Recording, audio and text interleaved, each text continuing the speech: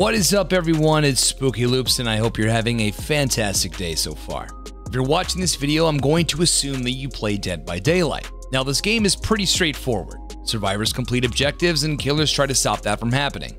However, there's a lot more that goes on behind the fog in regards to scoring your performance. How many times have you went into a game as a survivor and had some good chases, maybe even did a gen or two, only to find out at the end you only safety pipped and made no progression towards your rank? Well, in today's video, I'm going to break down the Survivor Emblem system and show you ways to maximize your scoring in order to rank up fast.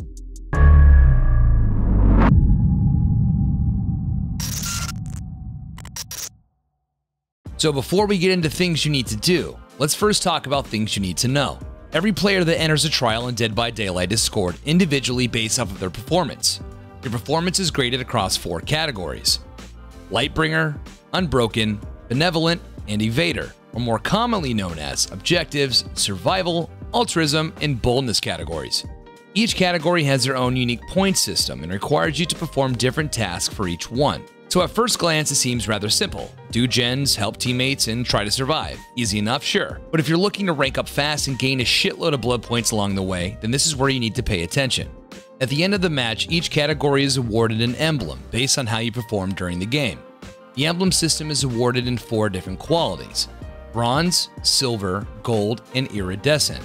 An easy way to look at these are kind of like a report card, bronze being a D and iridescent being an A. So now how do we get straight A's in Dead by Daylight? The 4 categories we talked about earlier require a specific amount of points to reach each emblem quality. Let's start with Lightbringer. In our first category, the minimum amount to reach an iridescent emblem is 270 points. Upon spawning into your match, you will start with 0 points in this category. When completing a generator from start to finish by yourself, you gain 1 point for each percent you've repaired. An easier way to look at this is finish a full gen by yourself and you get 100 points. What if a teammate lends a hand? Then your points are split evenly depending on how many survivors are working on the same generator. For each gen that is completed, every survivor in the trial receives 5 points regardless if you did the work or not. Surprisingly enough, a part of your objective is to do bones. Cleansing totems grants you 20 points for each totem and 50 points if the totem happens to be a hex. And finally, 15 points are awarded to the survivor that opens the exit gate. So in summary, complete 2 gens solo, cleanse 2 totems, and open the exit gates grant you 280 points, and that's an iridescent emblem. The next category is Unbroken. This one is relatively simple. The only way to obtain an iridescent emblem in this category is to not be downed once. Going through an entire match without being put into the dying state may seem like a tall order to fill. So let's focus on the next best emblem, which is gold. You're awarded a gold emblem regardless of how much hook or ground time you've had, as long as you escape. If you die in the trial, then your emblem will be rewarded based on how long you were actually alive during the match. So make sure to get your ass out. Moving on to the Benevolent category. To be awarded an iridescent emblem in this category, you need to acquire a minimum of 100 points. Luckily enough for us, we have a starting value of 35 points when we enter a trial. Each survivor takes a 10-point penalty across the board when someone is hooked. However, every survivor gets 10 points back when a teammate is rescued. Your goal here is to be a team player. Unhooking a teammate yourself grants you 20 points if the unhooked survivor does not go down again within 10 seconds. Killing a teammate or taking a hit while survivors being carried grants 10 points each as well. Being that you start the trial with 35 points in this category, you need to aim for at least 3 safe hook rescues and at least 3 heals to account for the penalty when a teammate gets hooked. An iridescent emblem will be awarded upon completing these minimums. What do you know? Being a team player pays off. And finally, let's talk about the last category, Evader. This category can be tricky, especially since it requires 880 points to be awarded with an iridescent emblem. Your goal is to gain as many points as possible for this category. You start the match with 100 points in Evader, and gain 1 point per second you are in the killer's terror radius while not being in chase. A distance multiplier is applied to this scenario, as you are granted more points for being within a specific meter range from the enemy. For example, if you are within 5 meters from the killer, you gain 6 times as many points per second as opposed to being 30 meters away. However, you aren't going to just get an iridescent emblem by urban evading in a bush. You need to be chased. Similar to being bold, you earn 1 point per second while in chase, and the point value is affected with another multiplier, depending on how close the killer is to you. When a resource is available, stunning the killer with a pallet awards you 50 points for each stun and is a great way to extend your chase time. Your goal is to run the killer for as long as possible. The amount of points you receive is based on the duration of the run.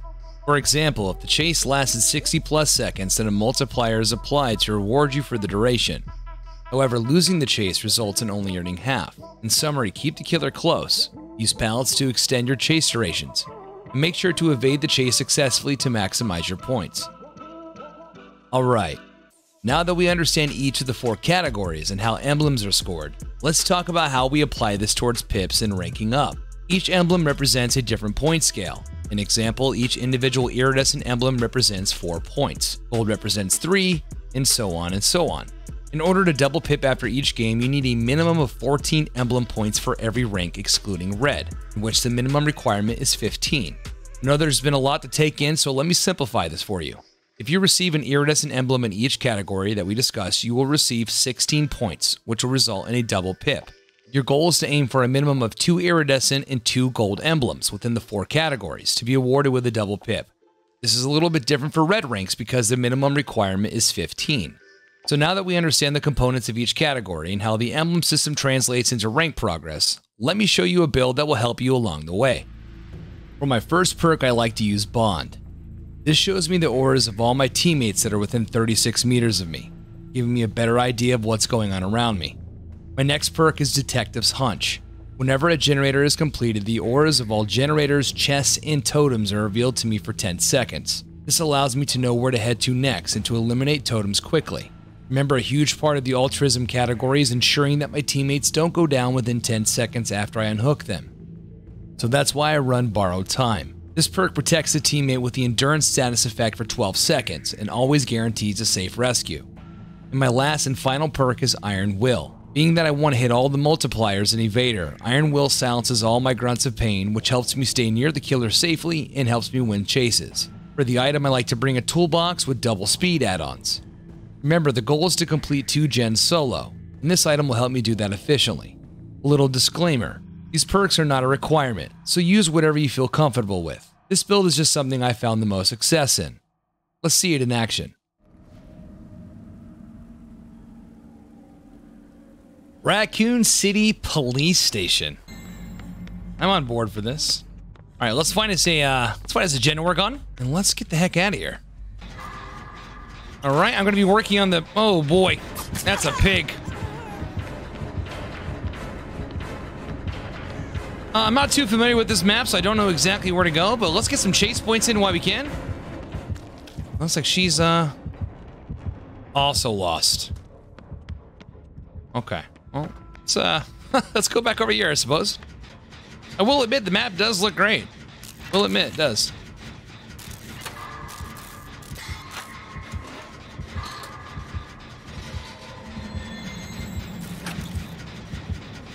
And of all the places to come to, Kate, and of all the places. Oh boy. Okay. I think she still sees my little halo, to be honest.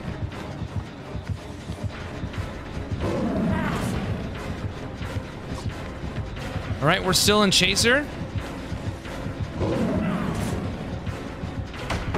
That's 50 points for a pallet stun right there. Let's see if she decides to go. All right, she's gonna go ahead and pick her up. And let's get back on this gen. Now, being that Ace is helping us out here, we're gonna be splitting some cooperative work here, which is not too bad. And Detective's Hunch is going to proc momentarily, allowing us to see where the next totems are. There's one here, but let's go ahead and scoop out on the save before things get out of hand. All right. All right, she's going to heal me instead. All right. I don't know why. All right, I guess she doesn't want to get healed. All right. I can vault this. I can vault this. Very nice. Let's go. I saw a totem under the desk. Excellent. Let's cleanse this bad boy. You know what? We're going to take this opportunity to go get the save. We'll go back for that totem. No, we know where it's at. All right, let me heal him up really quick. And that'll be 2 safe hook rescues for us. 1 gen, and then we're gonna go get that totem. That's okay, we'll take the hit.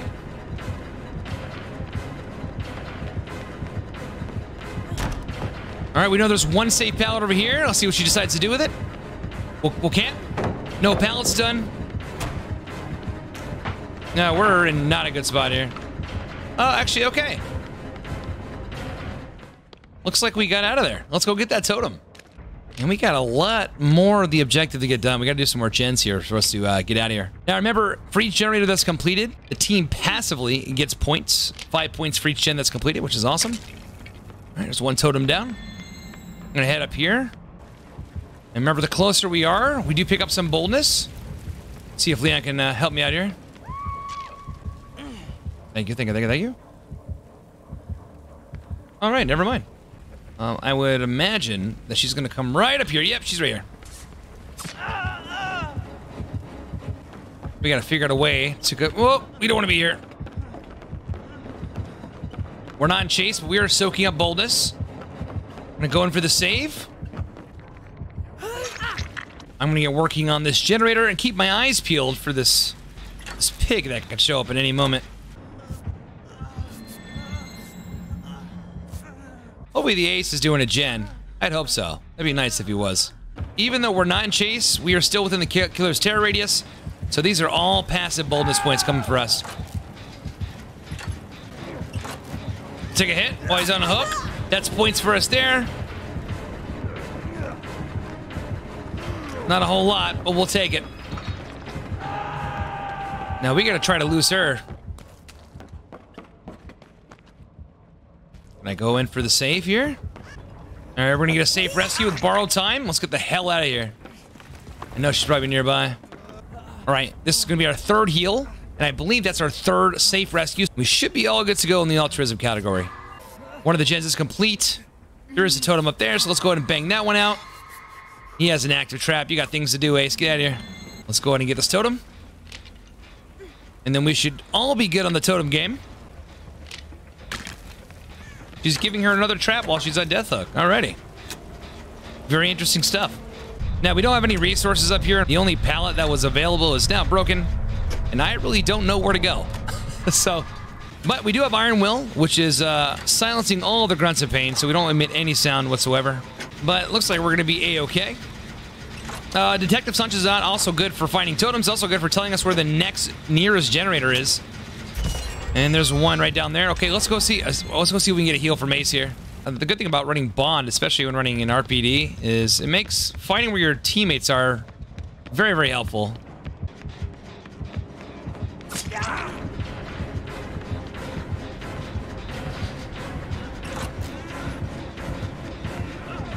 Nice wiggle out. Very nice.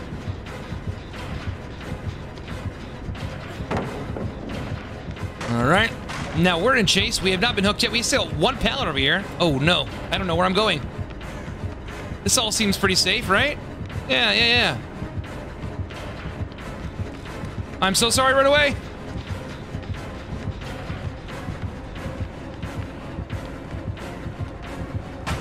$50 points for the pallet stun. See if she decides to do this. I think I can see her over the bookshelf. Oh, boy. All right, this is going to force her to break it, I believe. Oh. That's okay. We're right next to a hook. Unfortunately, Iridescent Evader is out of the question. We just went down. It wasn't bad. We actually got a lot of chase in. A couple pallet stunts. We're all caught up on generator repairs and the altruism category. Now we just got to get the hell out of here. All right, so far so good. We're maxed out on healing, which is awesome. Say thank you and Survivor. Excellent. There's a couple more gens that we can hopefully find over here. Excellent.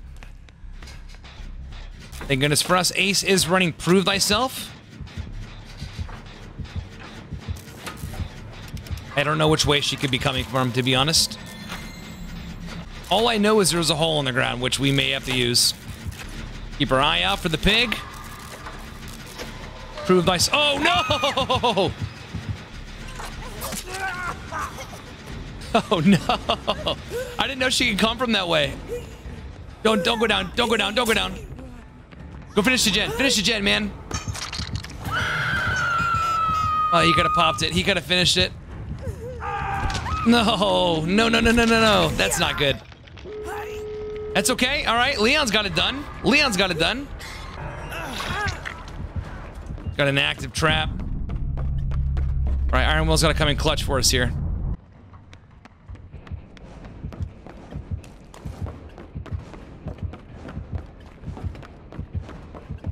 I have no idea where she is.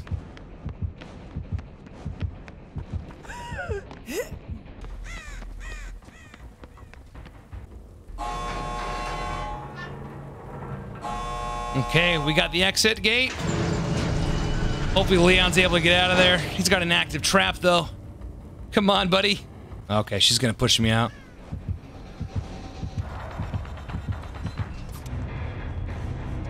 And we're out of there. Holy cow. Sorry, Leon. She was right there. Let's see how we did.